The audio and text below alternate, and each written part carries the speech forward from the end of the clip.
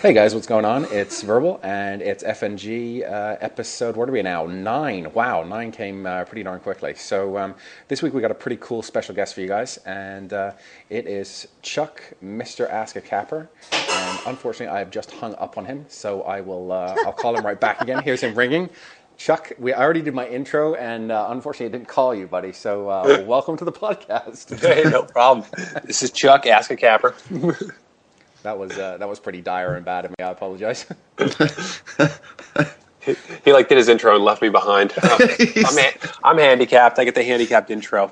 That's awesome. We are so professional. I suck. I fucked up the thing with Juicedra, and then I couldn't even call Chuck. I suck balls. Oh, and you're verbal. That's like the whole thing.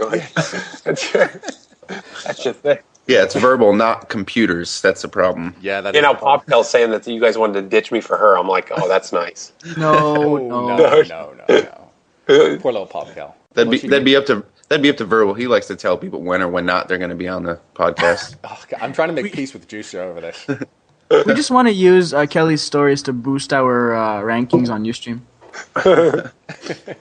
We're ranking because of her. Let's rank. Yep. So Chuck, welcome to the podcast, and thanks a lot for coming on. But I think, first of all, to start off with, I don't know if everyone knows who you are or why we have you as a guest and what's so special about you. Do you want to talk a little bit about yourself?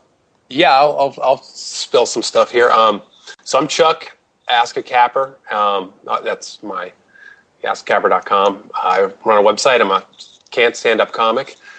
And quadriplegic gamer. That's why I'm on this thing. And I only use my face.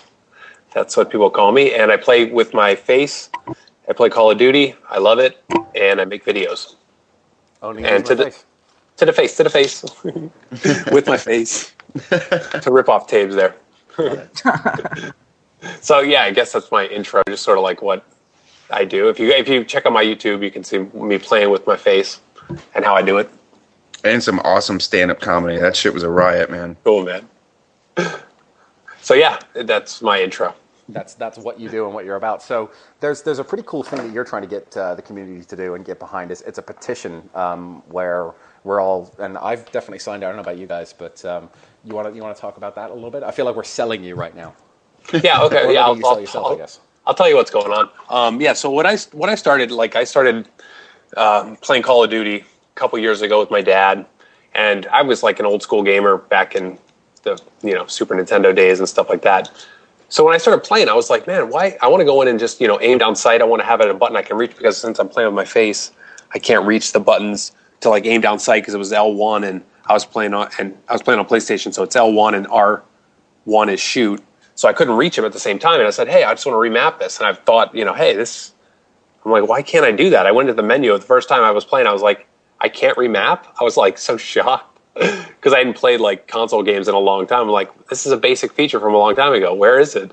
It's it was nowhere. Allowed to do that. I was like, dude, I was so I literally almost fell out of my wheelchair. I was like, what? I can't tell the controller which button I want to be aimed down sight. I'm like, that's because I would have pulled it to triangle, and I would have it would have changed my Call of Duty gameplay.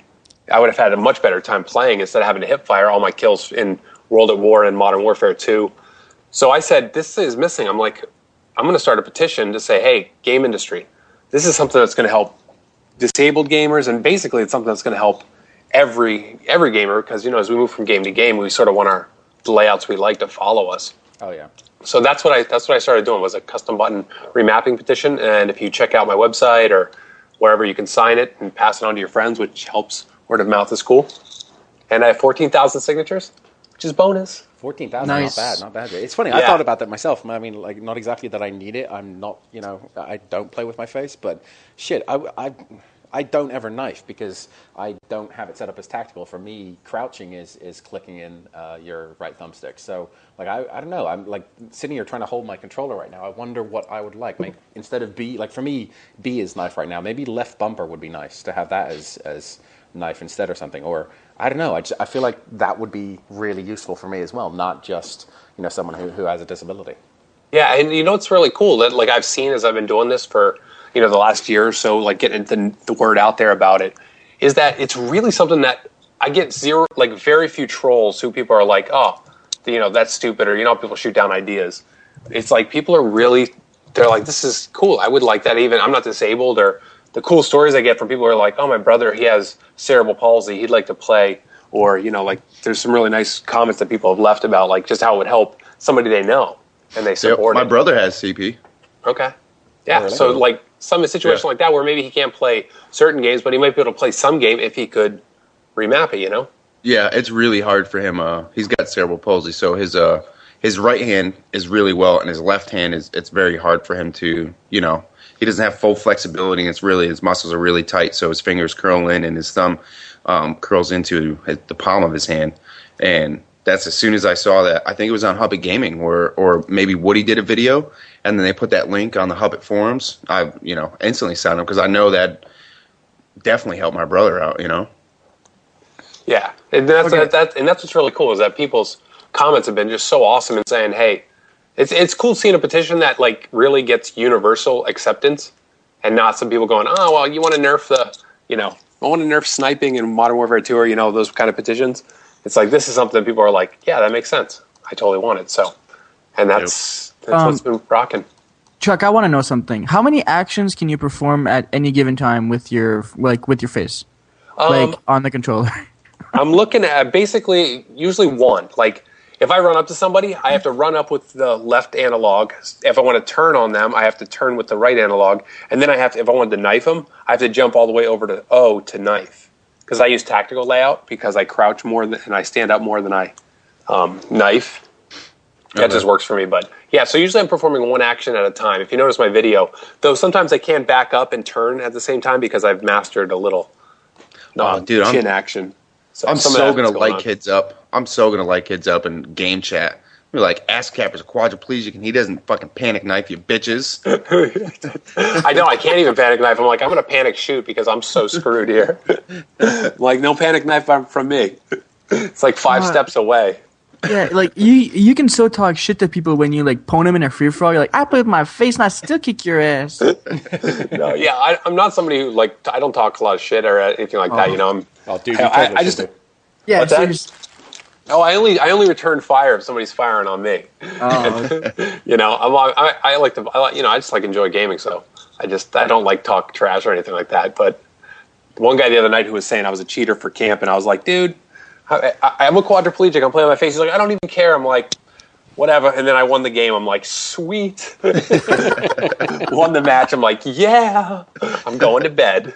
So to make things clear, you can't even use your hands at all, right? Yeah, I can't. I'm paralyzed from the chest down, and I have limited arm and no hand function. Limited arm, that means? Yeah, it means I can move my arms and hold the controller, but I don't have any hand. Oh, okay. So yeah, if you have people who are interested, you check out my YouTube, you can see me playing and just kind of get an idea. But I mean, not only that, but you do a lot of stand-up comedy too, right? Yeah, I do stand-up comedy where I basically answer people questions that they've asked me through my life of being disabled and turn them into can't stand-up comedy, which people enjoy it. I'm pretty jazzed. Dude, you kidding me? When I'm having a boring day at work, I love your stuff. I'm always waiting for the next stand-up version of you coming out. Literally, like every single one of my subscriptions is COD gameplay, and then there's you, and it's like your COD gameplay and a little bit of stand-up humor. I'm like, in the middle of a bad day, to see you there and sit there watch you, giving someone shit because you're in a wheelchair. That's pretty fucking funny to me. I love it. It picks me up every time. Cool. Glad to help. What's the the funniest joke you've turned in from someone that obviously has asked you or said something fucked up in your lifetime? What's the funniest thing that you've turned into a joke? Oh, well, one of the best jokes that people really love is a lot of times people ask is, can we have sex? Can handicapped people have sex? And the answer is yes, please. Please. Anytime, anywhere, That's one of the jokes. I mean, a lot of my jokes stem from people asking, just different questions and asking things, and me being able to turn them into something that I think is funny, which that's what it's all about. Say, hey, this is you've got to be pretty good at this whole stand-up thing, because Larry basically just asked you to be funny on cue, and you kind of were, which was pretty impressive. Yeah, well, I just drew off some of my reservoir of good jokes that I have. But even the one I came up with earlier talking to you on verbal, when I was just said that because I can't judge tonight or I can't do a story tonight because I'm invalid because I'd be the judge, but then I said invalid. Yeah. Like, that's awesome. I'm still going to write that into something. Oh, you totally have to, dude. I'm an invalid. I'm invalid. I just love that. So something funny there. I got to brew it up though. I like that though, but it's good for me as well because I feel like any one-up-me story you might have later would kick the shit out of mine, and I've lost way too many times. So, K-pop wins it anyway, so it doesn't even matter. Whatever happens, and for those guys listening to the podcast, we actually have K-pop in the stream with us, and she's rendering her video right now, so she may join later, she may not. We'll see what happens, but she's not allowed to join until after one-up me because I'm not losing this week. I'm going to kick the crap. No. She has to join for one-up me. Oh no, I'm screwed. No, dude. We'll just let her go for it, and then I'll just say I'm in a wheelchair, and then we'll let the people in the stream vote on us, and they'll say, she wins. I'll be like, crap. I lost out to Pop Cal. That sucks. Screw you people. It's like, I'm in a wheelchair. What else can I do?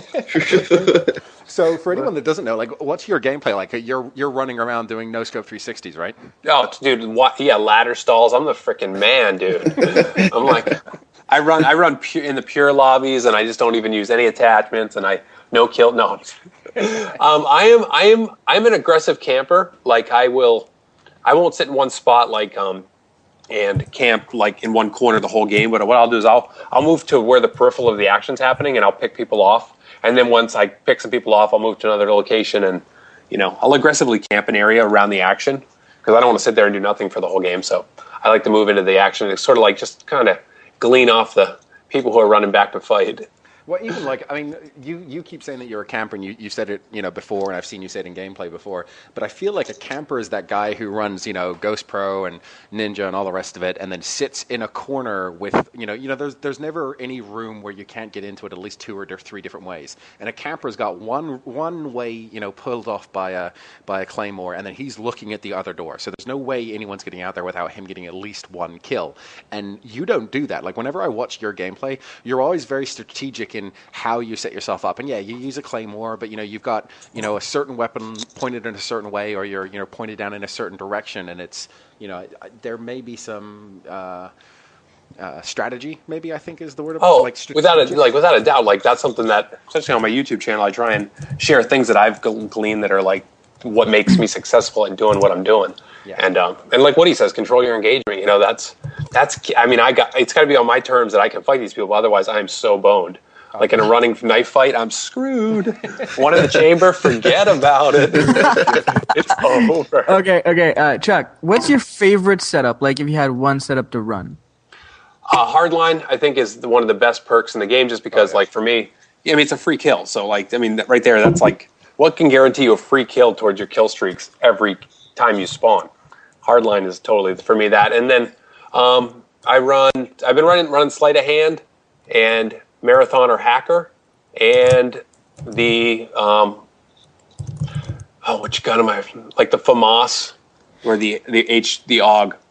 That's what I've been running with the dual mags, because I think the dual mags are great because you get double the ammo. Totally bonus. Because I would see somebody in your position trying to rock, the M60 with the fucking extended mags, like the big ammo, and just like fucking sit there and like hip fire for the win. Dude, no. Well, with aim down sights, I'm like totally hooked. But the M60 is awesome. I mean, dude, I can get like 5 kill streak without even reloading. Like, you don't even need extended mags with the 60. It's got 100 rounds. That thing is, and it's 2-way kill up close. It's like, that thing is awesome.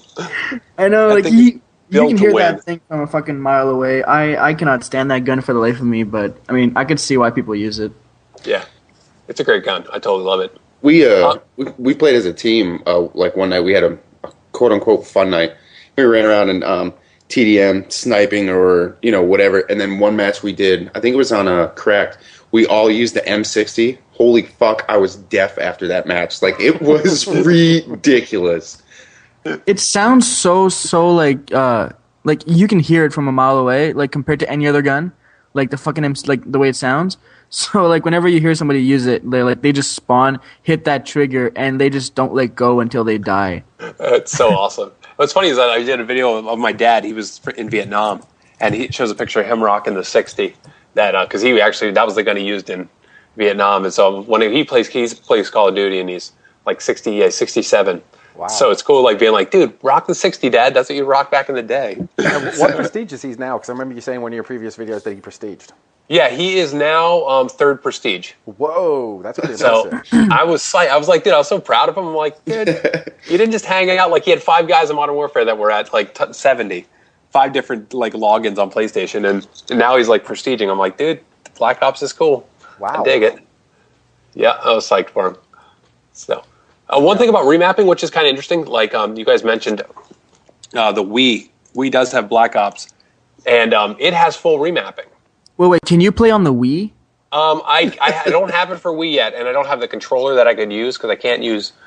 I mean, the Wii controllers are completely in a whole other galaxy. Yeah, why don't you ask him if he uses the Kinect too? No, but I was fucking gonna say, like, if you're using the Wii, you're fucking like, I want to see that. Yeah. Oh, I use it for tennis. I rock the tennis at it. Like, what? Yeah, dude, tennis is awesome on the Wii. I love it. It's so great. I should do a video of that. I should actually. Really, I want to see how that works. That's pretty cool. Yeah, it's awesome. But Black Ops for Wii has full remapping, from what I've heard through the grapevine and from people. Oh, and I'm just like, why does the Wii have it, and PlayStation, Xbox, we don't have this option? It's got to be something to do with Microsoft. I bet you that you give. It must be something to do with like the way that the games are built and put together. So the team that puts together the game submits like this is what button does what, and then that's the way it is. And Xbox doesn't like Xbox has it must be something to do with that is what I'm thinking. Yeah. Let me give you a couple things that I've heard objections from the industry, because we can talk about them as sort of topics. One thing that people have brought up, or a couple of people I know in the industry have said, is that their fear is that it would wreck the user experience. So, and basically what that means is somebody loads a button remap and they don't know how to undo it, and then they are stuck with something ridiculous. Well, don't they have reset the default? Yeah, reset the seriously, default like, oh my god, all right. That's the one objection that I've heard from the industry. So you guys feel that that's not even an issue, really? I don't see that that's valid, because there's so many other user experiences like across everything you do that is reset this to default. You can do that with your iPhone. You can do that with your Xbox settings. You can do that with TVs. Like you can do that with toasters nowadays. No. Okay, I can see where this could come into play if somebody used it to like not to help somebody like Chuck, but to help somebody like either rapid fire or quick scope faster or drop shot like a fucking pro or stuff like that. That's the next issue I want to bring up. That's not the same as this one. This is saying that the basic user would get lost in the configuration. They'd be like, oh, I don't know what to do, and I think that it's something that could easily be click this button to reset the defaults or whatever. See, or every time you start, you have to. My mom. What I picture right now is my mom trying to remap a button and not really knowing what she was doing to begin with, and being like, "What's this remap button?" And then she does it, and now she can't get out of the game, or now she can't play the game. But totally, and that's where there would be fail safes in there, obviously, to protect from that happening or allowing easily to like reset. See, that's because one of my ideas for the petition is I'm saying build it into the console itself. That's one of my. I say either the developers do it or build it right into the console so that we can go to the dashboard and we can say, hey, I want this button to be that, and I want this. So when I start Call of Duty, do this button layout or whatever, And I think that's a pretty good idea for me. Like, I was just like, oh, that would work, because then I could use one Call of Duty layout for all of them. So the other issue I've heard is balance, saying that, and I heard this from one of the major game developers of a game that we really enjoy and are playing profusely right now. I won't say which one out of respect for our conversation, but saying that balance issues were a fear, saying that like there would be like TryHard was saying one layout to rule them all or something, Yeah. Like there would be something where, and what do you guys think about that? Like, oh yeah, like you would know within like 48 hours of the game launching, somebody would have this elite remapping where you could fucking like always dolphin dive and like not get hit, like fucking like skip frames or something, and like like people would use it to their own advantage, and like it would not be helping the community at all. I think. And my thoughts are that like you put some fail safes in there, of course, saying you can only map one button to each action or whatever, and then as things pop up, you adjust them and you tweak them, of course. There was something else I wanted to add there. I kind of lost my train of thought, but I'm kind of with you there. I mean, I get the concept of like, okay, so I change fire from right trigger to B, and I can spam the B button quicker than I can spam the right trigger button. And then taking that step forward, where TryHard's talking about spamming the controls so that it would affect the actual physics in game. Like I can see that type of hacking coming into it, but there's already fail-safes for hacking, and they do a lot of work stopping people doing that. I think. To me, this just seems like one more, or maybe like 10 more items on a list of things a security person has to check every day of, making sure people aren't glitching it. And, I like your idea, Chuck, of having, maybe you can only remap one button to one action one time. You choose it, you're set with it, you're done. Or I don't know. There's definitely got to be a way to get around this, though. Like, there's someone on the podcast right now with, arm raised saying, beta test me. Like, you'd be willing to beta test this, right? Let's go and test this out. So and it's something that I think would it'd be something that maybe somebody would, what I have always said is this is something that's common in PC gaming. Like, dude, PC games nowadays, except for some common games, don't have remapping. Like somebody said StarCraft 2 didn't have it, which is kind of a step in the wrong direction. But PC gaming's had it for years. Like, it's basically the default, which kind of was something I knew going into this. I was like, man, this is a common PC. And people still play Black Ops on PC, and it's like they don't really. All they say is that the mouse button being remapped to the scroll wheel is the only problem that they've ever really seen for the FAL. Oh yeah, yeah, of course. So I remember, I may be wrong, but I think I remember GoldenEye for the N64 having custom mapping for your controller. I'm not sure, and maybe someone can correct me, but I'm pretty sure it did. Yeah, it was pretty much a standard back in the day. For the like, I remember growing up on consoles and even playing on PC, that it was sort of like you just put things where you want them, and that's what this whole petition has been about, saying, hey, this is going to help, because you think about it, it's going to help me. I'm going to buy more games if I know I can remap them. Like I didn't buy Red Dead Redemption because I couldn't remap it. Because I couldn't risk $50 saying, hey, this might work. Like I might be able to ride the horse. Yeah. That's so it's like, but it's like, what's cool is that it's not even going to help me. Like with my disability, it's going to help like Capgun, the one-handed gamer, because like he can't reach certain buttons and he can't do things, and he has one hand. And you think about like all the we have vets coming back from wars, and they lose limbs and stuff, and they want a game, but they can't because they can't remap or something, Have you tried maybe like having like a controller stand where you could just like lay your controller there and it's like firmly in place, so you could at least maybe use your hand for some other action? Maybe I don't know. I'm just saying. No, it's a good thing. People have brought this up. A lot of times when you're disabled, you constantly have people want to put things on stands in front of your face. It's like, oh, you want a cup of water? Here's a big giant straw that can sit in your face all day long. And I'm like, I do not want. I have been fucking. Okay, it's a major drag. But now what I do is I have a controller in my lap. I go in to play a game. I can just grab it, play a game or two, come out, send some emails, make some phone calls. You know what I'm saying? I'm not stuck with a piece of gear that I have to deal with, which is kind of like. Yeah, that's a major drag. So yeah, I haven't done the stand thing, and there's kind of some reasons why I don't really want to do that, go that route. But I mean, it might help me in some respects, but I would also lose, being able to reach some buttons and stuff like that. Yeah. Okay. I can definitely see that. Yeah. So that's remapping. That's why I think that it's been really cool seeing just the community support it. The YouTube community, people have taken a video I have on my channel and put on their channels, which has been awesome. And it's been really cool seeing people just be like, wow, this is going to help a lot of people, and it's something that basically is pretty basic. So why not do it? So I plan on. I'm at 14,400 signatures, and I plan on going to PAX East in March, and I'm gonna go around and talk to all the developers, present the petition, and chew their ears off.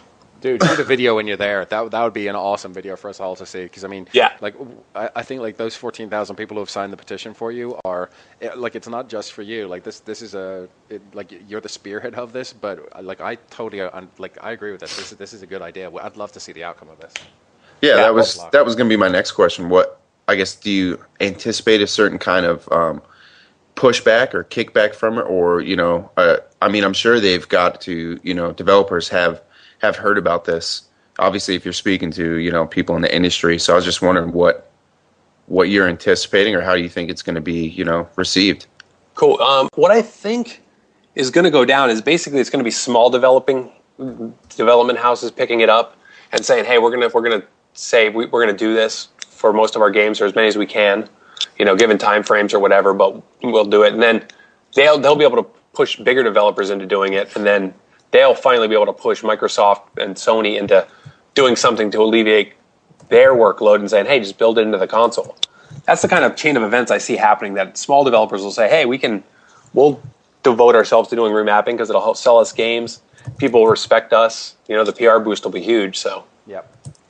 There's got to be a pretty decent market size for people that either have a disability or are coming back from a war zone with limbs missing. Unfortunately, there's got to be quite a few people that would benefit from this, to the point that not like verbal, I can play the game better, but I can now play the game, and that's a huge deal to some people. Totally, and that's huge, man. It's like I can go from not being able to play the game or having it so not functional that you don't enjoy playing it, and you don't buy it or you don't even Yeah.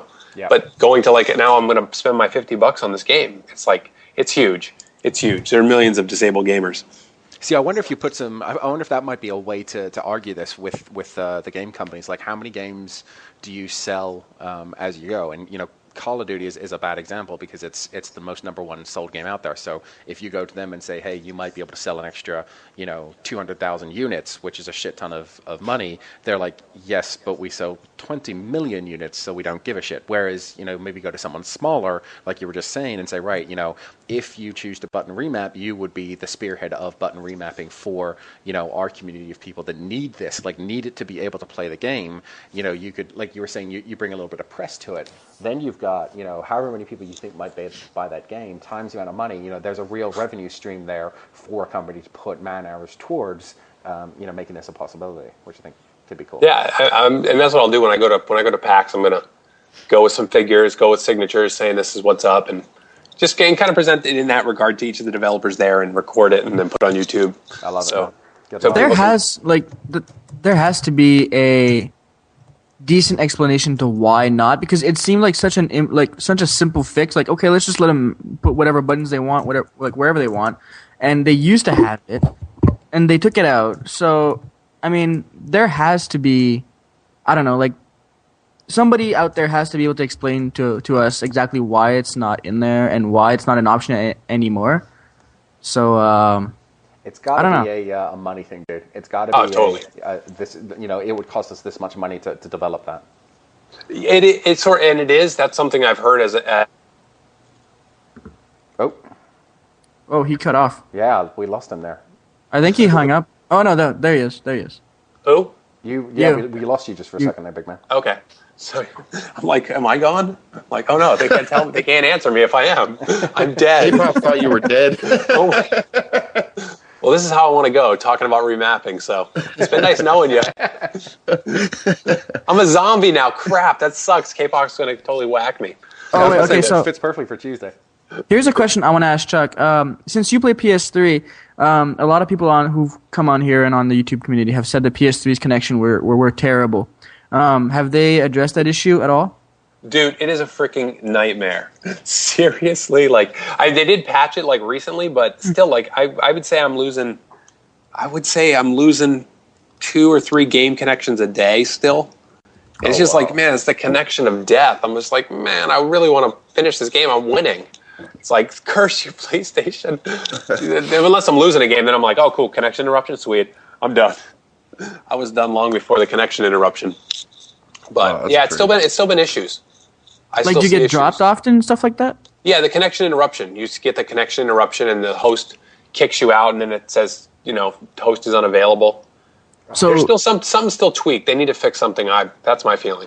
See, we get that on Xbox, but we feel it's more of people dashboarding.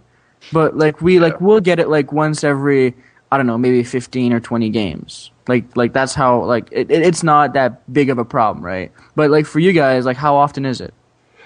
I'd say probably in the same regard, maybe a little bit more frequently that I see maybe every 10 games, but I don't sit down and play 20 games straight. I play 3, 2, 3, so, but we're seeing it. So there's obviously a networking issue in this game that this is this game shouldn't be having this issue of people not being able to find the host. What the heck? It's just another reason we need dedicated servers for Call of Duty. That's the cheap assholes that run these companies.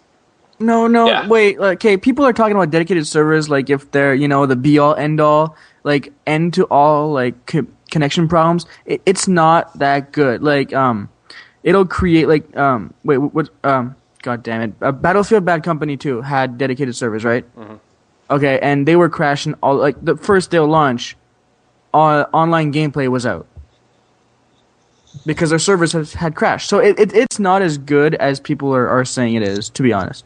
Well, I know I've played MAG on PS3, and that is dedicated servers, and those things were tight. I mean, we had when they did updates and stuff, there were some little issues, but man, there was pretty much even my brother who plays it. He's on a Wi-Fi signal in Vermont. Was able to play and not get dropped from many of those games at all. So, I mean, in the MAG environment, it was 256 players playing first-person shooter, which was pretty awesome. And I see it being something that in the future will. I mean, those games were epic, but I think dedicated servers would be a great addition.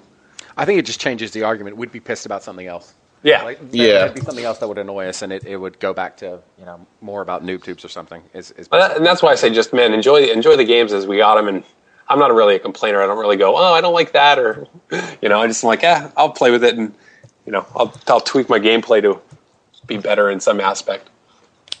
That's just how I roll. Yeah, so Chuck, how did you get into? I like that. That's how I. How did you get into stand-up comedy? Like, how did you do? There was a contest in my area, probably like an hour away from me in Portland, Maine, and I heard about it, and I was like, I have all this good stuff I've been sort of writing down over the years, just kind of things I had, like funny thoughts and things that I thought were pretty ridiculous. And I said, hey, I'm going to go give it a try. And that was my step. I can't believe I said step into comedy. It's horrible. It wasn't my step. It was my roll into comedy. There you go. But yeah, so it was just like that. I said, hey, I have all this funny stuff that I've sort of collected, people thought was funny. I might as well just get up there and use it as an avenue to help people get comfortable around disabled people. And that's what I started doing. And the response is YouTube is totally, I'm like, people are like, how's comedy going? I'm like, I'm really popular on the internet. People on the internet like me. I'm popular. That's how I got into it. So I've done the contest twice so far, and I've gotten second place both times. I can't believe I got runner-up twice, and I can't even run. That sucks. It's like our own personal little comedy thing here. I love it.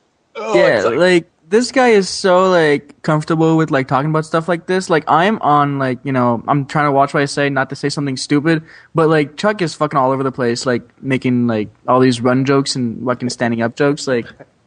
Dude. Well, I feel like he's got probably a lower threshold for bullshit. Like, I was thinking about this before the podcast, but like, I look at someone like Chuck, and it's like, when I start having a bad day, I'm like, God damn it, I'm an idiot. Like, come on, I have something to complain about. Shut the fuck up. Like, someone else has all these different things they deal with. But didn't you text me? You emailed me saying that like, if you're having a bad day, I kick you in the balls. Like, and they're like, dude, don't feel bad about yourself. I'm like, dude, I can't. I thought that I told people about that. I'm like, somebody told them I kicked them in the balls. I'm like, I can't kick anybody anywhere, but I kick him in the balls. You do. You kick in the balls because it's like, fuck you. Why are you having a bad day? Like, I'm having a shitty day at work, or something's not going right. Shut the fuck up. There are 30,000 million other people out there who deal with so much more crap than I deal with a day. I got to smile. So like, when I watch one of your videos, I'm like, damn, if Chuck can have a good attitude and have to play this game with his face, you know what? I can cheer the hell up, for Christ's sake. You know what I mean? So, but I always tell people that people do say that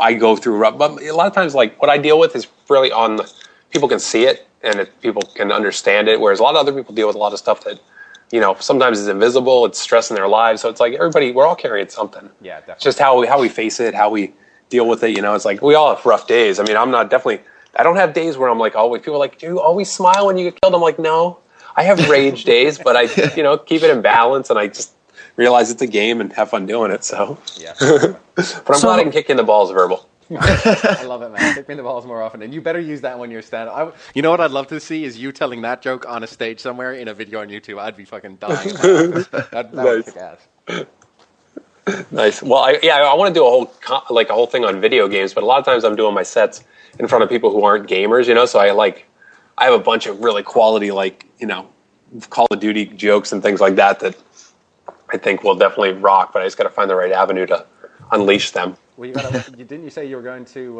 that show in March, PAX? Yeah, PAX East, the expo. Dude, they've totally got to have a stage somewhere that you can get up until a few. Yeah, they do. Yeah, hopefully, I would love to get in on one of the. They have panels where people get up there and talk about stuff, and How could you not be on a panel? You have got to be on one of their panels. That would be fucking hilarious. I know. I just don't. I'm not exactly sure how to do it and what the requirements are and stuff, but. I don't know. I get some feelers out there, seeing if I can get in on something. At least if somebody else is having a panel, I can sort of sneak up there in my chair and be like, "Hey, what's up?" Yeah. AskACapper. As soon as someone tells you no, you'd be like, really? I'm handicapped. You're telling me no. Just sell that one. Oh yeah, make everyone like feel bad about themselves. That would be awesome. Wait, seriously, you're not going to let me up there? Is it because I'm in a wheelchair? Is that why? Yeah. You don't like me because I don't look good? Oh, I'm sorry. But last year I was able to ask a question. They have a question and answer with the guys who run Penny Arcade. That's the PAX Expo, Penny Arcade Expo. And I was able to ask them if they support remapping, and they totally did. And it was really cool to be able to be able to say it in front of an audience of 2,000 people, saying, "Hey, custom button remapping, you guys support it?" And they said, "Yeah." And I was like, "Cool, check out my petition." That got me some SIGs. So yeah, that was good. All right, moving on. I love it. Moving on. All right, so can I tell you one thing I loathe about go for it. Having some sort of notoriety on YouTube? This is pretty classic. What happens, I get these people who want to be my friends, and of course we get a million friend requests and things like that, and I try and keep my friends list pruned so it's not ridiculous and out of control, which is heinous. But what happens with people, man? People are like, "Oh, Capper, I'm in a game with you," and I play a lot of free-for-all. Just because I'm learning the maps and stuff like that. So people will just hunt me down and just keep racking upon me. They're just completely hammer on me. I'm like, what are you I'm trying to get a 5 kill streak to complete a contract. I'm like, what are you doing? Capper, I found you. I'm like, oh, you freaking pots, what are you doing? And then even worse is when they want to give me free kills. They're like, I'll just let you kill me. I'm like, dude, I don't boost. What the... Get away from me. Leave me the hell alone. Let's boost your stats, Chuck. Come in this corner here. I'm like, I don't want to boost, and I don't want free kills, and I just want you not to hunt me down. They just keep coming back for me, and it's just what the heck? It's rough. So yeah, that's always fun. I love that even you have people that keep coming after you. That's pretty hilarious. I know. Stop. I need a 5 kill streak for this contract. Leave me alone. I get it when they go after Zergriz. I get it when Zergriz gets in a lobby and 6 guys put on a sniper class. I understand that concept. At least, they get a no-scope on Zergriz across the map. They can put that into a montage and be like, see, I got him. But what the fuck does it bring to you if you you hunt down AskACapper? How does that bring value to your life? No, wait. This is the way it should go down. Everybody knows AskACapper in this one free-for-all on Nuketown. They all sit in their one corner, and nobody moves.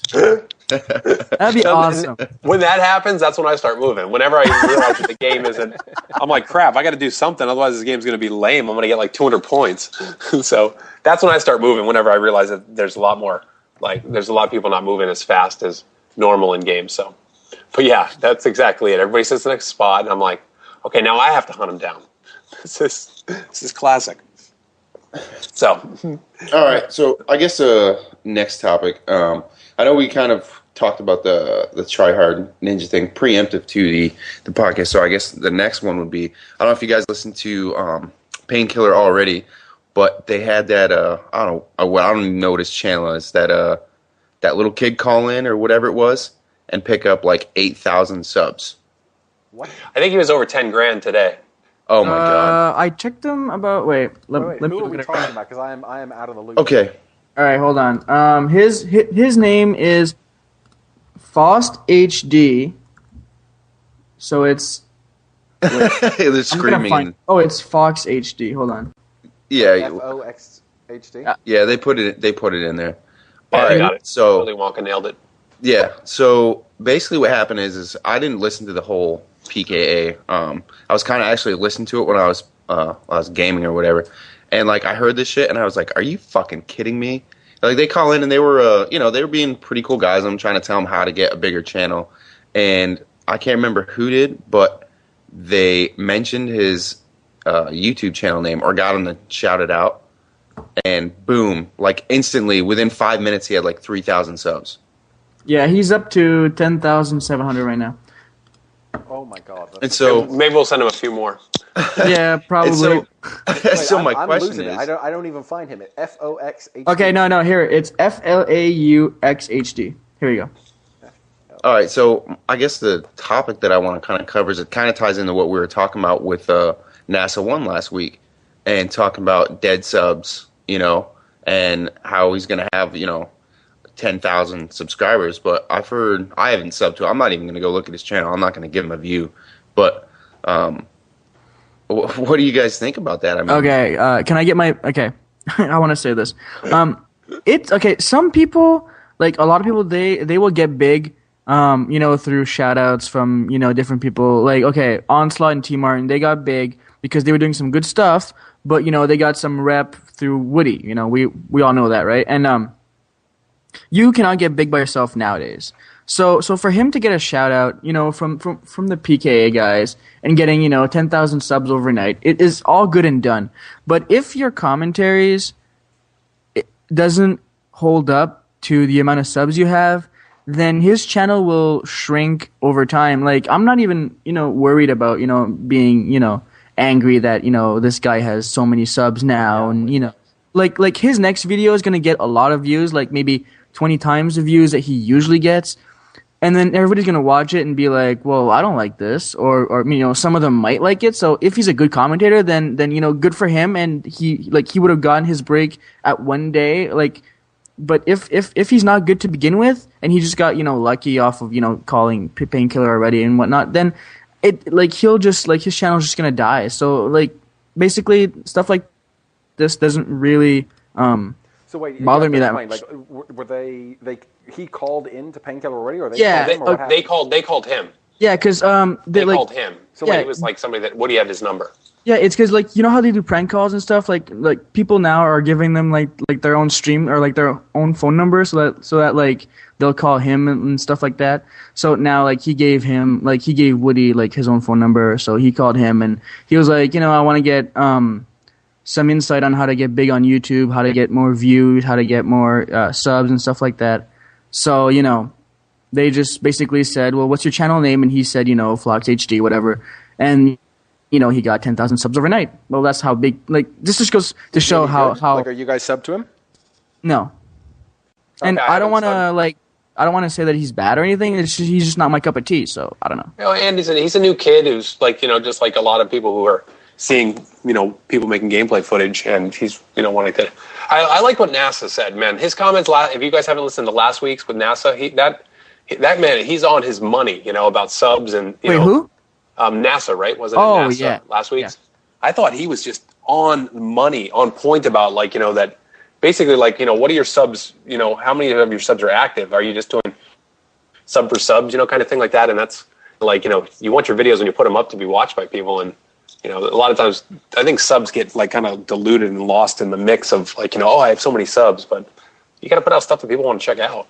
And hopefully this kid can do it. I mean, he got a good shout out from Woody, so Yeah, that's a bonus. I'm definitely with you there. It's all about consistently getting it out. So 10K today could mean 4,000 views on your next video, and then 3,000 the video after that, and people will unsubscribe, and then like Chuck was saying, to NASA's point last week, it's not just about the people that don't they'll stay subscribed to you, but they won't watch your videos. So you'll see that your video views go down every week, and it'll go from 4,000 to 1,000 if he doesn't keep up decent content. So good luck to him, basically. I think.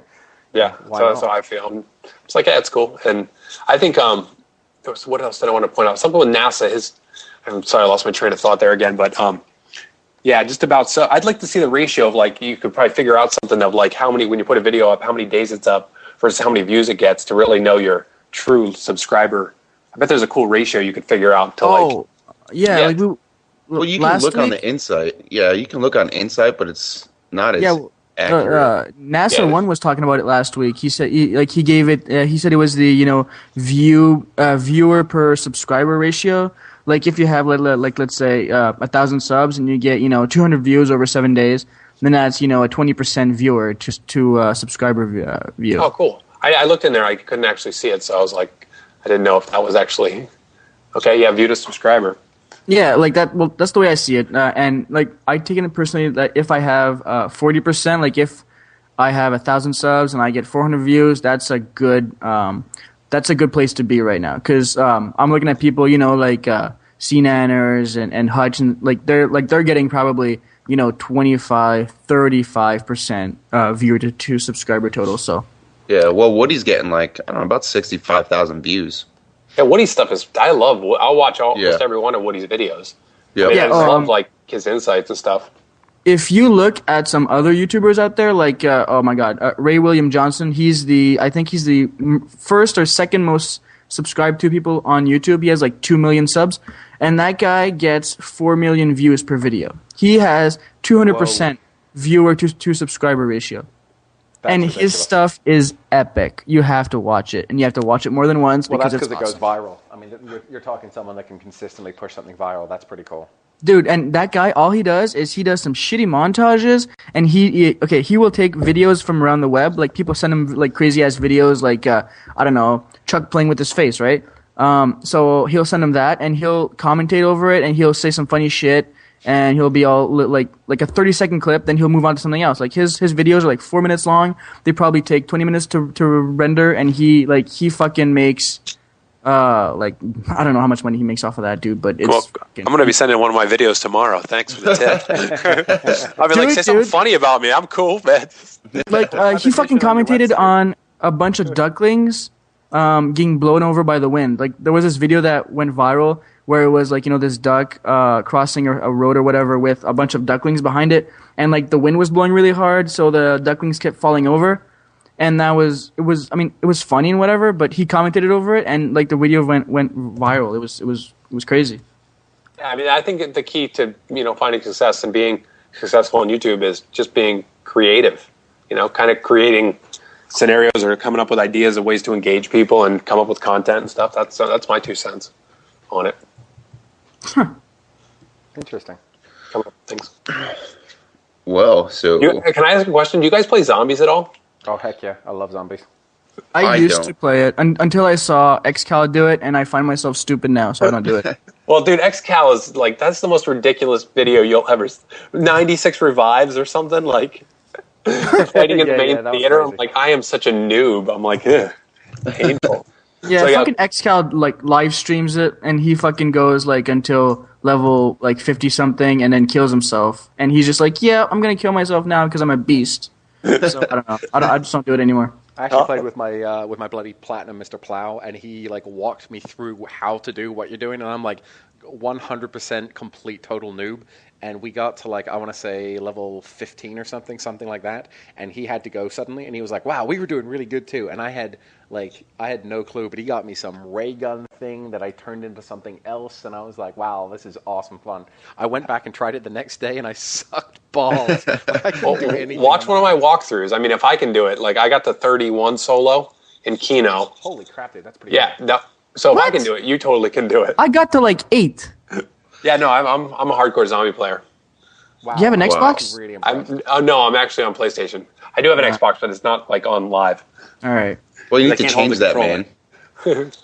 But yeah, I mean, I might be a little bit better than K-pop, but I'm not sure. Oh. We're gonna see. Kelly. We're gonna see on Tuesday night. Yeah, you if guys she do revives, watch she's it, gonna be reviving me a lot, I'm sure. Capper's down. Help. But yeah, and that's what I love zombies, and that's what got me playing games again, was playing zombies with my dad. So zombies is awesome. I love it. Oh, that's interesting. So that's why you didn't play a lot of COD 4, because you jumped in on zombies at World at War? Yeah, my dad and my brother started playing. I started playing with Tiger Woods, and then my dad and my brother started playing zombies online. Hold on, you were playing with Tiger Woods? Yeah, no, I was playing Tiger Woods, and I was pretty good at it, but then they moved to zombies. I was convinced he was playing with Tiger Woods. Yeah, I wouldn't doubt awesome. it, though. Especially if it was in those strip clubs in Vegas, because I heard that's a blast. Oh, yeah. I would rage with Tiger Woods for a while. I'd be like, "What's up, Tiger? You're buying all my drinks tonight." But yeah, so then I started with zombies in World at War, and that's just, dude, I love zombies. Oh, you got to be psyched for the new maps coming out, though, because I heard they're releasing, I think it was 2 new zombie maps, I think it is. Only one I've heard of, and it's one? Ascension. It's called Ascension. So we'll see what it has. I mean, I have no idea, but Because every new map now has, new things. I think 5 has a new gun in it where it, freezes people or... Freeze Ray, yep. Freeze Ray's in it. Yeah, freeze ray is awesome. Wicked good. Yeah, and we'll see what they bring out. Like one zombie map, that's cool. I was kind of bummed that zombies only came with 2 maps at the release of Black Ops, but yeah, but I hear there's going to be another map coming out, at least one for the map pack, right? yes, there's going to be one zombie, and I would imagine they'll do one zombie map every time. Have you tried Dead Ops? A little bit. It was a little harder because I can't walk and shoot in the same time, so I gotta walk, shoot, turn, shoot. You know what I'm saying? Like, it's a little bit. It's a lot more difficult. He uses his face, Seb. Yeah, because I use my face. No, but I mean for face. No, but like for Dead Ops, you could like fucking hold down that shoot button and nobody would care, right? Like, isn't there a way to like tape it to your controller or whatever? I don't know. I'm just trying to find a way. Well, the shoot is the left. It's a right stick. The analog stick is, and you spin it around in circles to fire 360. Oh yeah. So yeah, I wouldn't be able to just hold one down, but yeah, you got to turn and shoot. It's a top down shooter. Still pretty fun though. I mean, I'm not very good at it. Woody got way further than I did, but oh well. One thing I wanted to bring up. I wanted to ask you guys. I know that you guys love Second Chance, of course, and. Fuck that shit. I know RC. I know you guys use it in the live stream and I kill you, I'm gonna fucking teabag you while you're dead. If you teabag a quadriplegic guy, I might have to laugh pretty hard. No, I said in the live stream. I said in the live stream, not in the fucking podcast. Yeah, let's have a guest on. I'm gonna tell him I'm gonna fucking teabag him. No, dude, I can't. I don't even use Second Chance because I'm not very good at with the handguns. But my thought on the RCXD though was making it a care package drop instead of having it be an insta equip. Yeah. Because I mean that's just was my thoughts on how to fix the RCXD being 5,000. You want the last stand to be a care package drop? Is that what it is? No, RCXD. Sorry, I was just 2 thoughts there. Oh, the RC. I can get behind that. That I can definitely get behind because then you have to wait for it, and we have the chance to kill you. Yeah, I'm down. Yeah, that was just my thought. I was like, how could we fix? It's like because people they stockpile like 6 of them because they don't have to do anything to get them. I'm like, how's my sentry gun require a drop, but my RC car and controller doesn't? I'm like, what? I'm like, drop that stuff in. My other thought on Second Chance was I thought maybe, and I did send a tweet to JD. Vaughn about about. I mean, now we know headshots nullify Second Chance. So if you get a headshot, Second Chance won't start up. Yeah, nullifies it. But he said maybe moving the Second Chance or the headshot down the neck for Second Chance, so that a neck shot would even count as a headshot, and then that would solve that problem. But I said maybe even adding like shotguns. To me, a shotgun should be if you kill somebody with that, it should nullify Second Chance. Yeah. That's my thoughts on that. Who was it that said last week? I think it was NASA that came up with this concept of having Second Chance be the chance to drop down at like 90% or when you're at 10% health or 15% health or something. So you still have the same 100% health that anyone else does, but it comes in the form of like an automatic drop shot, and that's what the perk is. So you automatically get a drop shot if you get down to 15% health. That I can understand, because then it's not like here's 100% health and then a little bit more. That just sucks balls. Yeah, it's funny listening to you guys. I'm like, oh man, they do not like Second Chance. I'm gonna get Larry fired up, being like, I love Second Chance and RC cars. I use them every game, and Juggernog. I fucking hate Second Chance. RC car, every now and then I'll get into this just asshole mood when I'm if I get killed with I don't know, in 3 matches I get killed with RC car I don't know, 3 or 4 times. I'm like, all right, fuck you douchebags, and I'll throw that shit on, and I'll put on hardline, and I'm like, all right, douchebags, let's go. And I just stockpile them up. Dude, just wear flak jacket, it's fine. Yeah, flak jacket, really? When it fucking drives right up to me? Really? Yeah, I think something you guys brought up. I think flak jacket you shouldn't be killed with an RC car when you're using flak jacket. That would be a nice, you should be impervious to it. That would be good. Yeah, flak jacket it works sometimes. But sometimes.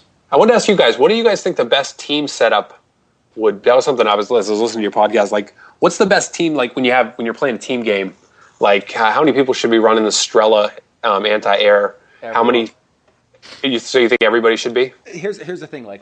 Everyone should run it from the beginning, and then as you there's way too many guns littered around the battle place anyway.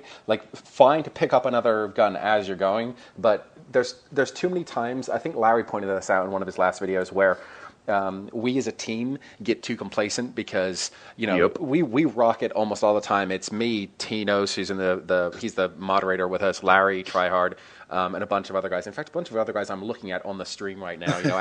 Gator and blah blah blah. And what it comes to is that we own kids all the time because we're all decently above average players. But every once in a while, a team will come along that will kick the crap out of us because we're obviously not the best at the game.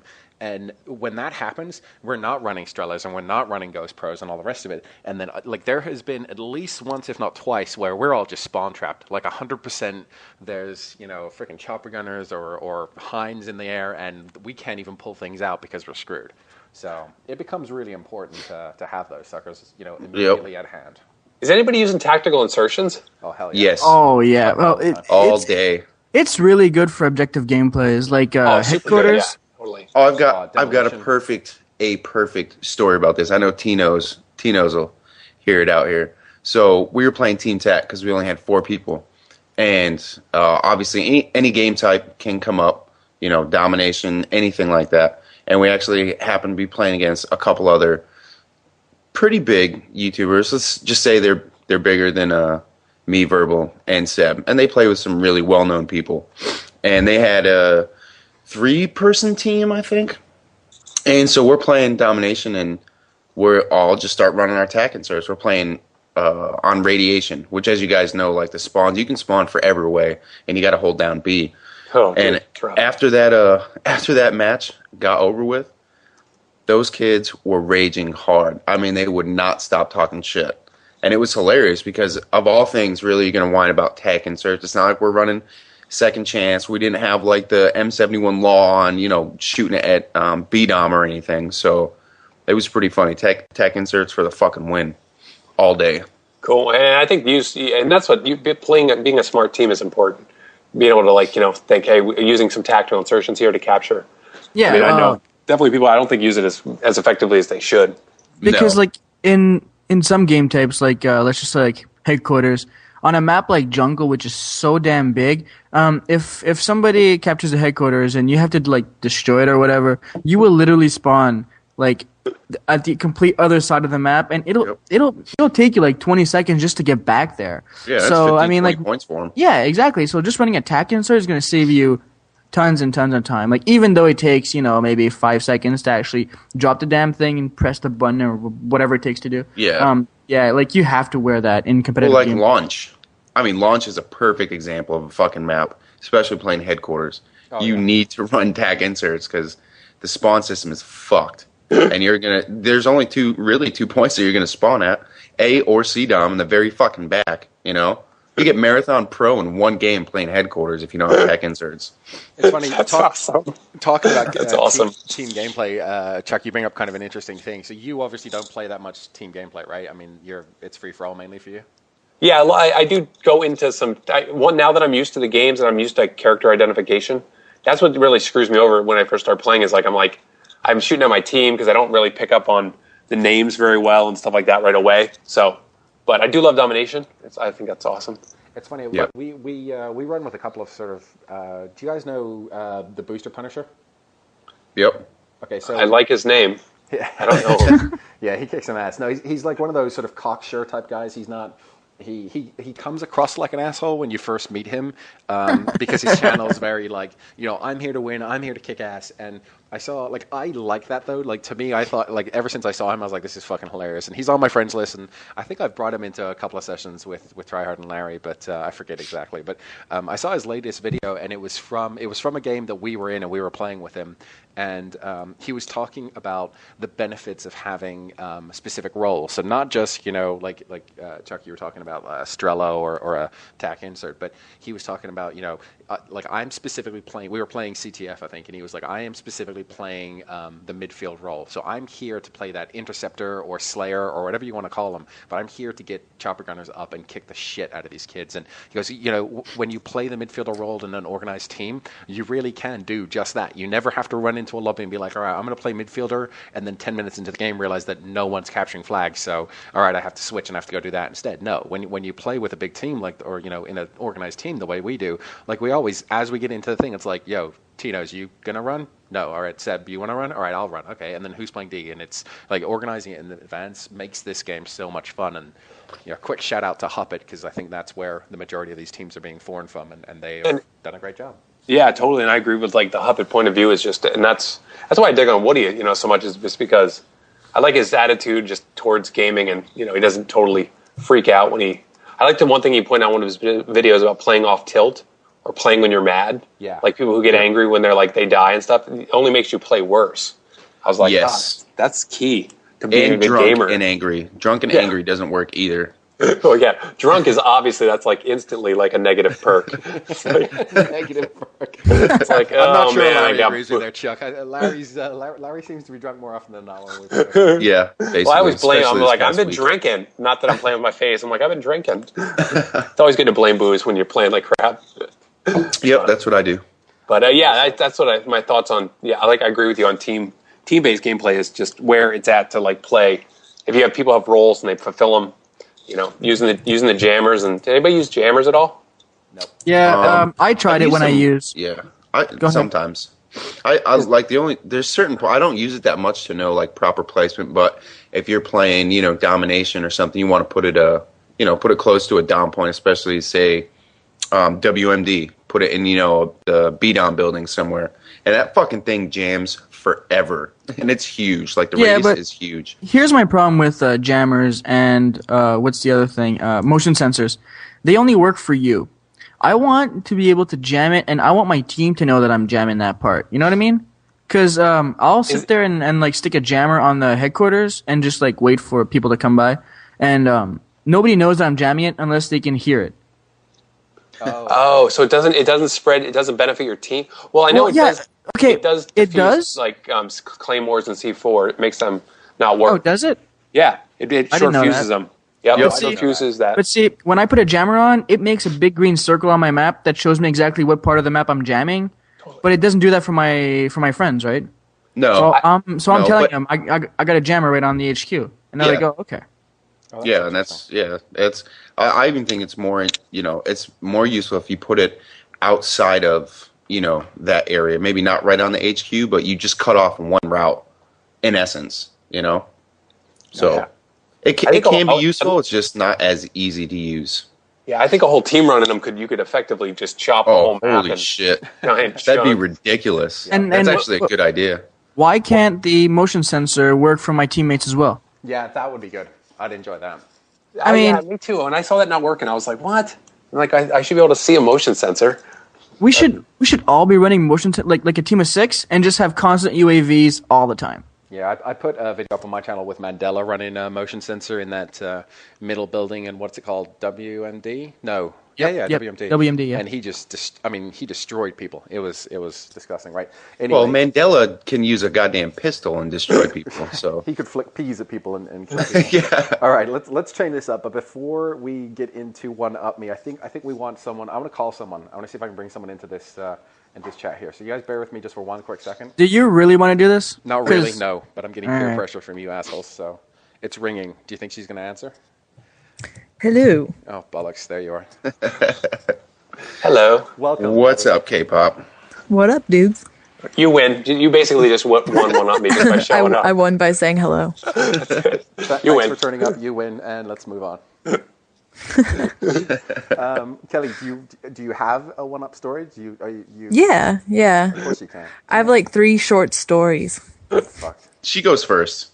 Yeah, wait. I'm gonna change mine and come up with something epic, and I'm gonna make it up as we go. These stories aren't like the best, but can I premise this by saying that Kelly said in the Skype chat, she's like, I don't have a great story, it's just fine. So let's see her like destroy everybody else's story by saying something totally normal for her. Wait. In that case, she can't go first because we're pretty much set on the fact that she's going to win it, right? I feel like she should go last. No, I have to go first. I have to set the mood. No, we're fucked. I'm screwed. Go for it, buddy. It's okay. Yeah.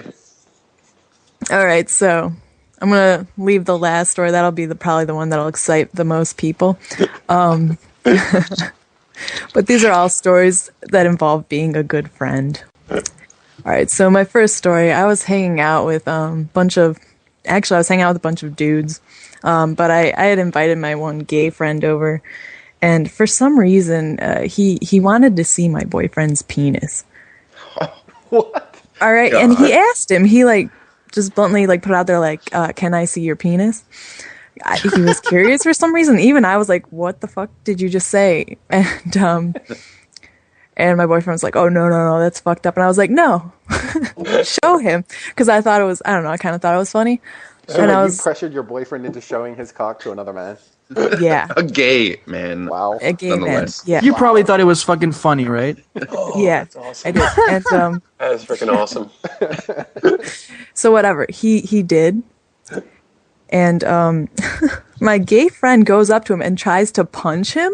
Oh, what? Wait, where? In the- Where? You know where. Oh, dear God.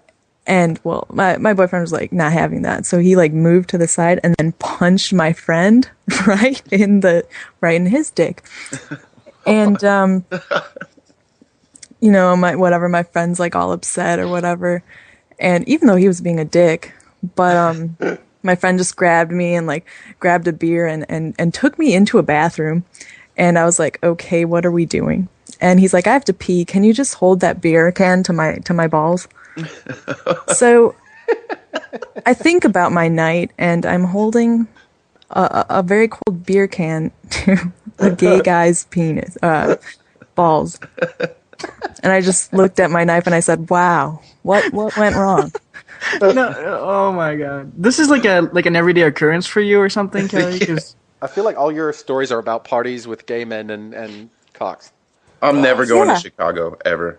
K-pop, Maybe this I'm on is the next flight. K-pop, this is why I subscribe to you, because you're freaking awesome. That is the best. That is freaking ridiculous. So yeah, that's the first story. All right, next story. Same friend. oh my god, like really? All right, go ahead. All right, so same friend. He was a swimmer, so he wanted to remove the hair from his legs, and he didn't really know like how to go about doing that. And I was like, "It's okay, I'll help you." And so we go and get like this. It was like lotion that makes your hair come off if you rub on it. Like you put the lotion on, you let it sit for a while. and then you rub on. Neat, right? Yeah, that they make that lotion.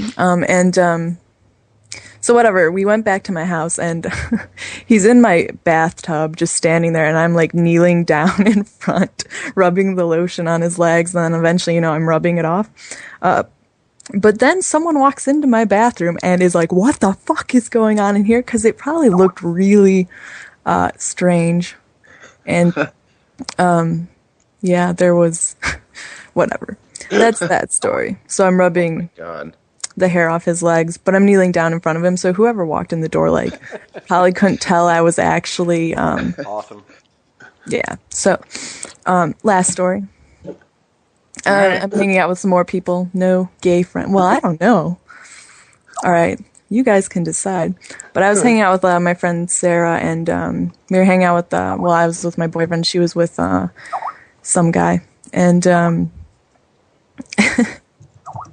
we were laying on a trampoline. We were just laying there, and we were pretty drunk. And my friend Sarah just all of a sudden, out of nowhere, just starts straddling me and like raping the shit out of me like I was a I'm sorry, because you're saying this like if it's funny, but all right, go ahead. Whatever, go ahead.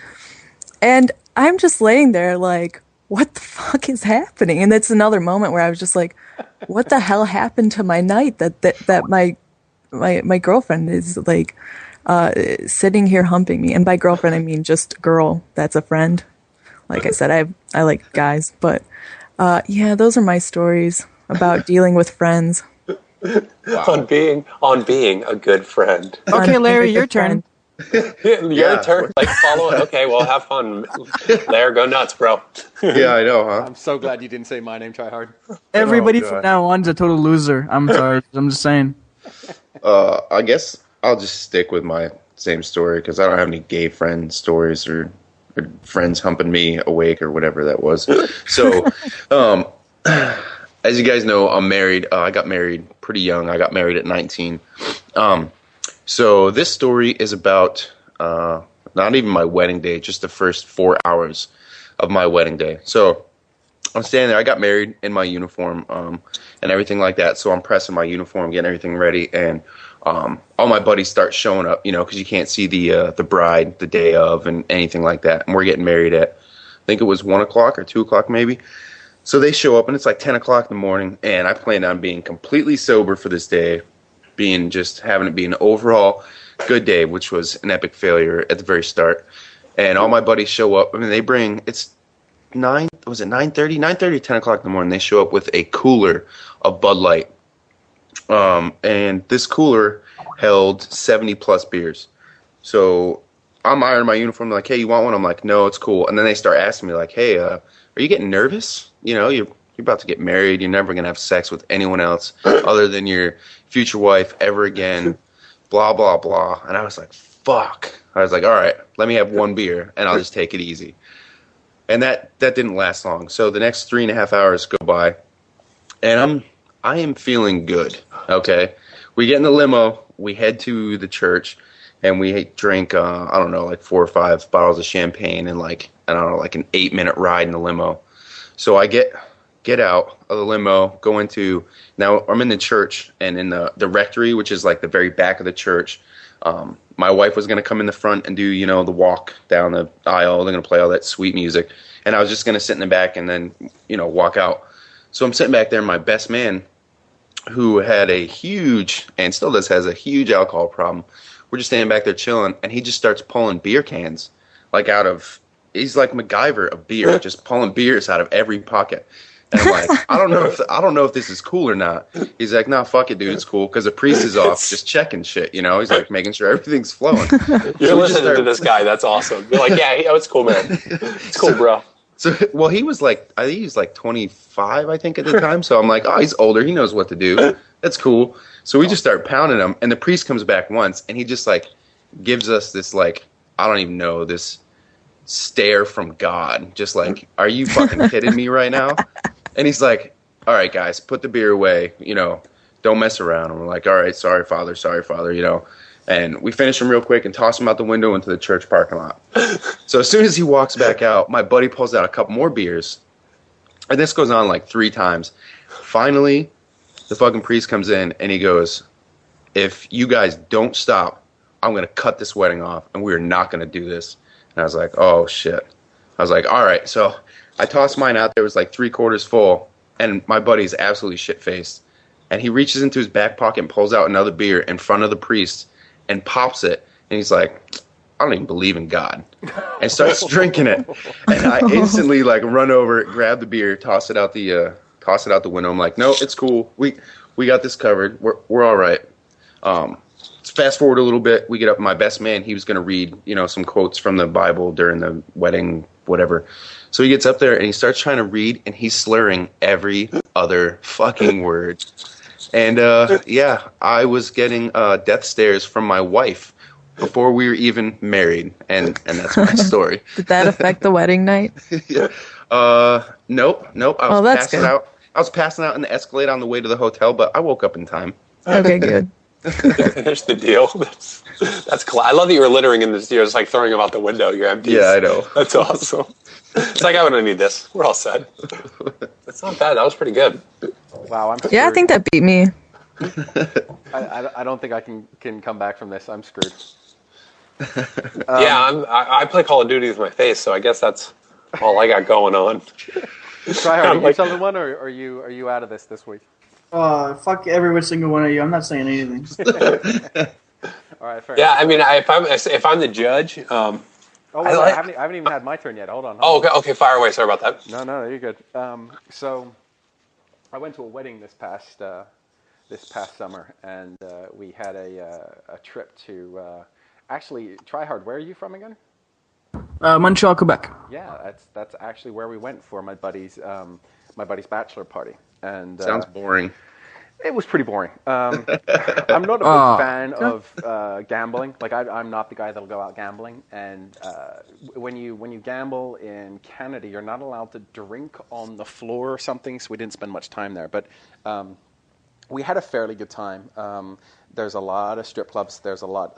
I don't know about you guys, but strip clubs are a really weird experience for me. I'm not a big fan of strip clubs because They're awesome. It's Really? nice. You should go there. Every single one of you should go there. It's awesome. All right, so let me explain why I don't like it. I'm not a big fan of seeing, a naked hot chick right in front of me that I can't do anything with. Like, to me, that doesn't make any sense. Maybe I'm just weird this way. Maybe you guys all like going to a place where you see hot naked chicks right in front of you and then have to go home and, jerk one out afterwards. Maybe that's your thing, but it's not my thing. That's a weird Not my thing. Exactly. So if I see a Verbal really just hot goes to the naked bathroom. chick, I want to. Kelly, you don't need any strippers to get off. We all know that. Goes for a jog around the block. Are you kidding me? Shit, you guys are ruining my story by telling her great story. I'm screwed now. So we're out there and we're having a few laughs and giggles, and they all decide they want to go to this strip club, and it was awkward and weird, and we end up actually back at sort of like the original bar. You know how you start a pub crawl and you start off at one bar and you kind of have a bit of food and you get off and and then you start your pub crawl from there. And we end up 4 or 5 o'clock in the morning. We come back to the same pub crawl, and my one of my buddies, the actual best man of the guy getting married, is getting it on pretty well with the bartender, and she's this cute little blonde chick in the corner. And she recognizes us and she sees us. She's like, "What the hell are you guys doing back here at 5 o'clock in the morning? Like, you should be at a strip club." And we'd come back from it or whatever, and we're in the corner, like, giving my buddy John shit because he's getting married here in the next couple of months. It was like July this year that he got married, and we're talking, and you know how you kind of like you just form groups, and it's 4 or 5 o'clock in the morning. You're pretty much completely fucking hammered. There was like 4 of us sitting at one table, and we had a couple of jugs of beer in front of us, and we were kind of slowing down at this point. And his best friend Chris from Boston was sitting in the corner just talking to the barmaid. And talking to her more, and talking to her more, and talking to her more. Suddenly he leaves, and we don't see her, and we don't see him for probably a good 20 minutes. And he comes out, and he comes over to us, and he's got a phone in his hand, and he hangs up a phone call, and it's not his phone. And he puts the cell phone down on the table, and he looks at us all, and he goes, "This is when the night ends. We're leaving right now." And we were all like, "What? You okay? Is everything right?" And he's like, "Let's go. Let's get out of here." And I forgot to ask him about it. I completely, it blanked 100%. And the next morning we wake up and we leave and we head back to, they all headed back to Boston. I head back to New York, and 2 or 3 months later, I think this was like April time. So 2 or 3 months later, and my buddy John's getting married, and there's his friend Chris again that I've seen before, and we walk up to Chris and like, "Hey, nervous about the best man speech," which I have a completely other story about as well. Actually, I'll add that in as well. Chris told the worst best man speech I have ever heard from anyone in my entire life. Like, how best man speeches are meant to be. Like, "I love you, you're great. I love her, she's awesome. Your parents are awesome, you're great. I love you." It was just fail. He gets on, and this was basically his best man speech.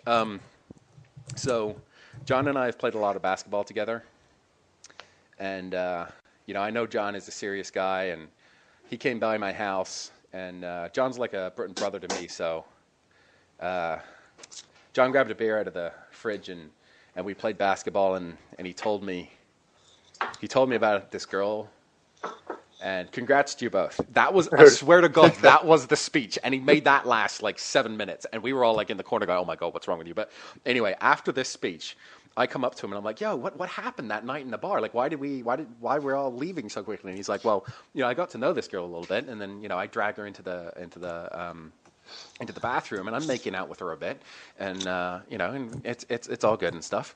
And she reaches down and she unzips me, and she pulls it out, and then suddenly she's getting down on her knees, and things are going pretty good. And then in the middle of her giving me a blowjob, her phone rings. And she doesn't stop. She doesn't even stop giving him a blowjob. She reaches up, grabs the phone, and gives it to him mid blowjob.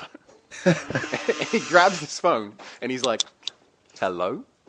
And there's a guy on the other end of the line, and the guy's like, "Who the fuck is this?" Except for, like, he was speaking French to begin with. Like, he starts blah blah blah blah blah. And my buddy's like, "Yeah, I don't speak French, man." And then the guy goes, "Who the fuck are you? Who the fuck is this?" And I'm like, "I don't know. I'm with this girl right now, and she gave me the phone." And he's like, what girl are you with? And he's like, I don't know, bartender. And he's like, he gets it really quickly. This is the guy's boyfriend, or the girl's boyfriend. So he finishes up with her. He comes out to us, and he's like still basically on the phone with him. Hangs up on him and is like, we got to get the fuck out of here because her boyfriend's coming down right now. And that was the end of the night. That's all those years later, you're like, or all those months later, you're like, that's what that was about. Yeah. I remember standing at the end. This was like one of those Philly weddings. I don't know if you guys have these, but they had like more food than like they had the biggest, fattest people I've ever seen in my entire life, and they were all gorging on food. And here he is telling the story, and we're all getting drunk again, and it was awesome. It was good fun. Right. Well, thanks for sharing, everybody. Is yeah, you guys dominated that. Yeah, I mean, if I had to give it to somebody, I mean, of course, K-pop showing up and dropping some crazy funk on us, making my brain explode is always good. But I'm going with Larry on this one. Every time, Larry. That's what I'm talking about, baby. I would have went with you, Verbal. Getting hammered on his wedding day. That's just epically a bad decision. Oh, dude, I'll talk about the reception next week. I just want to get as many people on this podcast as possible so that Verbal never wins one more one-up story ever. See, I think we're done with it. I think we got to change up the whole concept of what we do on this podcast, and one-up me is out the window now. Like I'm screwed. Before we did this, I used to tell stories on my channel, and I'm done. Like I'm done. Yeah, dude, you got known because of your stories. Yeah, I have a pretty cool 16th birthday story, but I think I'm out the door now. And the live stream did like TryHard endorsing strip clubs. Dude, okay. Can I they say a are bit about awesome. strip clubs? I love them. Yeah, no, I'm going to do that as a ringtone. Strip clubs, they are awesome. Okay, look, okay, because people in like the U.S., like I know how like they see strip clubs as like a bunch of old men wanking under a table, like watching like this chick dance or whatever. But yeah, here in That's Quebec, how we see them. I don't know. I'm American. I didn't see them like that. Nope. I actually prefer not to go to strip clubs when there's old men wanking under tables. But I'm not too, buddy. Okay, well, look, because here like strip clubs are seen as like like a casual place for people. Like it's not taboo to go to a strip club. Like I can say to like my family that yesterday I went to a strip club and they'd be like, oh, okay. Like it's like no, it's not like some fucking like weirdo place to be here in Quebec. It's like a normal place where like men go to like just go chill and like have a beer and whatever. So see, I'd have to admit though, TryHard, the majority of my friends are on your side of this coin. Like the majority of my friends look at me like I'm absolutely crazy. I know. Look, the majority of the population is on my side, but you guys make it seem like I'm some fucking weirdo from like fucking. That's why I had your back. Dude, that's why I had your back. Because thank you. No, you're right. It's just here's the thing though. Like if you've got a naked chick in front of you, would you rather A, be able to touch her, B, not be able to touch her and only give her money? Like it doesn't make sense to me. Oh yeah, like they made like contact dances. Strip clubs are like the same as being married. You give her money and you can't touch her. So. And you, sir, are correct. You should do sit down comedy, man. Because you can't stand up. Oh man, pretty good. But yeah, so I think a lot of people. I agree with TryHard that maybe sometimes there might be that mystique in this country, but I think it's less than you might think towards those things. But dude, I'd go to a strip club with my boyfriend, or like a guy. Oh, here's a weird thing I saw here in Quebec. We have Wait, hold on. Before we move on though, you would go to a strip club with your boyfriend? Yeah. Yeah, we see a lot of that here. We see a lot of couples. Like couples go to strip club all the time. Like the girls will get a dance, and like the guy will get a dance, and like. Oh, honey, what are you doing for Valentine's Day? Oh, let's go to a strip club.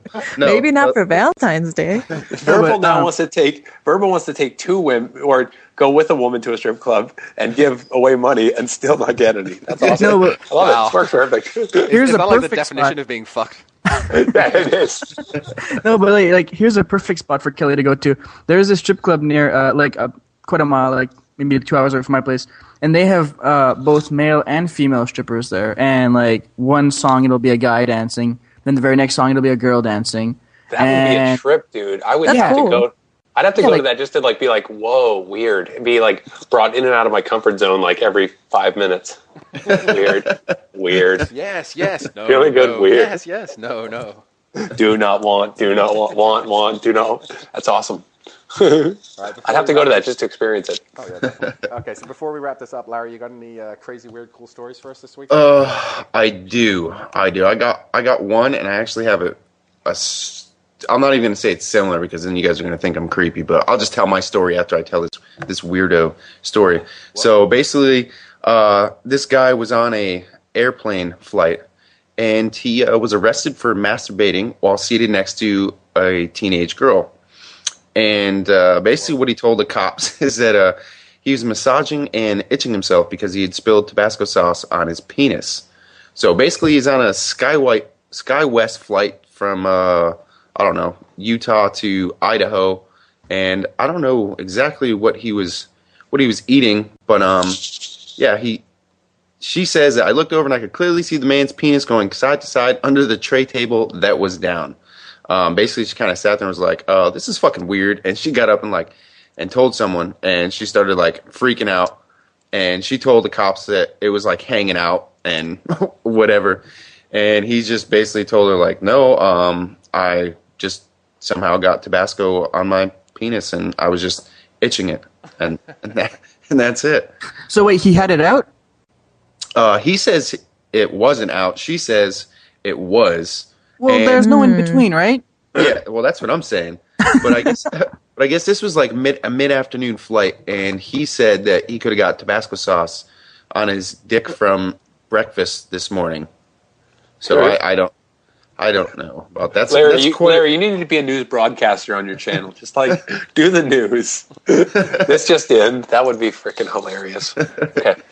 All right, so I guess the story that I have to kind of tie into this is, so you guys know I'm in the military. I went through boot camp, and one of the things we do is, you go through this week-long actual training when you're out, shooting a gun, playing war, playing all that good stuff, and you go on these huge, long marches with your 80-pound rucksack, and I'm just, marching along, and at certain points during this, what they're trying to, the TIs and stuff, what they're trying to get you used to is listening to them and, not zoning out while you're marching on, a 10-mile march, is actually hearing what they're going to say at any specific point in time.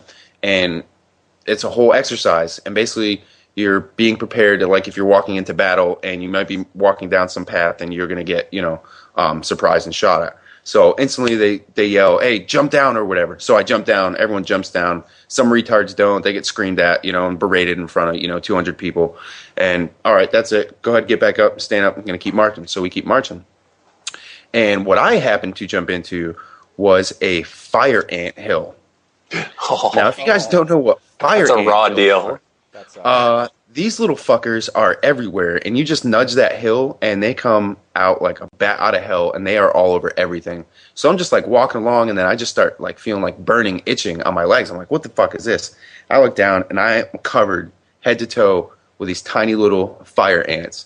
So I start stripping off my clothes, drop my rucksack, take my uniform off, and there were girls and boys, males and females, whatever, that were in there. And that's one thing they strictly forbid is a female can't see a male undress or anything like that. It's very strict. And so when I start taking off my stuff, I have 5 TIs just jump on my ass. They think I'm some lunatic. And they actually made me run into the woods and take off all my clothes. I couldn't do it right there. So I had to burn and itch for another 5 minutes where I could get far enough away where I might not get seen by someone. So I fucking hated those TIs, by the way. Okay. That fucking hurt. Ouch. And that was related to the Tabasco sauce? Yeah, how again? Just because I was uncomfortable in public taking my clothes off, itching myself. That's all. He's still one-upping on everybody. Dude, you won, dude. It's cool, Larry. You're the man. It's okay. Dude, okay. I try to one-up all the time. Oh yeah, I hear love you it. try and one up me at my girlfriend commentary.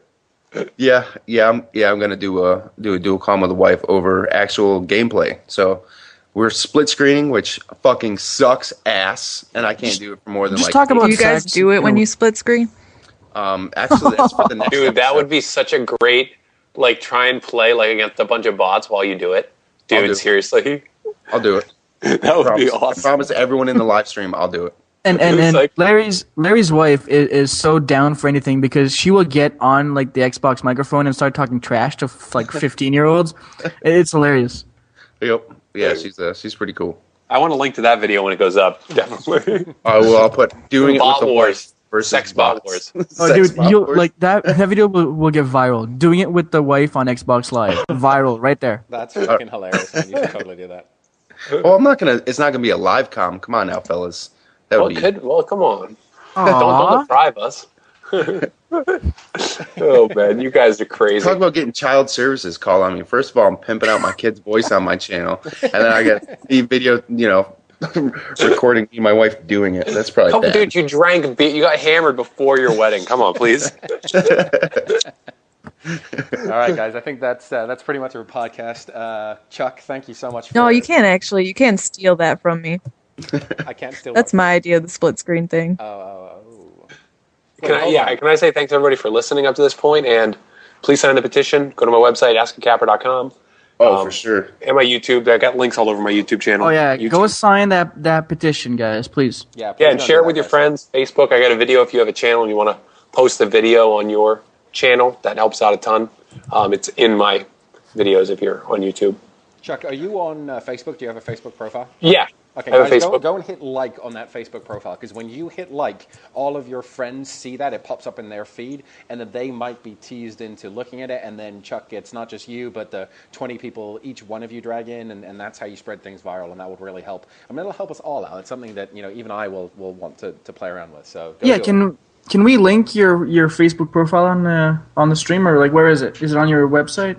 Oh yeah, it's on my website. If you go to AskACapper.com, it's All right. there. And then also, if you go to my YouTube, you can find a video that if you want to put it on your channel, like just kind of gives a shout out to what I'm doing and where they can go, and the video explains it. And we'll post a link on podbean.com on the FNG Cool. podcast too. And thanks to everybody for signing and listening, and you guys are awesome. And if you don't sign it, I got those fucking Sky Miles open hand slaps for everyone. And Kelly, thanks a lot for jumping in for One Up Me. I think you may have a couple more stories up your sleeve though. So. Yeah, I need to K-pop, think about it more. You're just a ridiculous story generator. It's like you do more in like I'm like, crap, man. I'm so boring. Yeah, because I hate my life. we asked Kelly to do a Verbal story needs to like, just buy some stories from K-pop. Oh, I could do that. I have microphones. It'd sound weird about him talking about friends hump him while he's sleeping, but it'd still be funny. because we asked Kelly to do a story, and she like has like 5 minutes notice, bangs 3 stories out like back to back to back, and we're like, we have a week to think of shit, and we can't even come close to what she does. It's embarrassing. No, I already thought of a story for next time, so I think I'm good. I think Oh, it's a good one. keep it. Oh no, I'm not gonna say it now. All right. All right, guys. Cool well, thanks story, a lot. bro. That's been FNG, and we will see you next week with Jive Turkey is our guest next week, which would be pretty fucking awesome. So thanks a lot for coming, Kelly and Chuck, and Tino's and Larry. I will catch you guys later. Peace. Be well. See you. Take it easy, guys. Bye.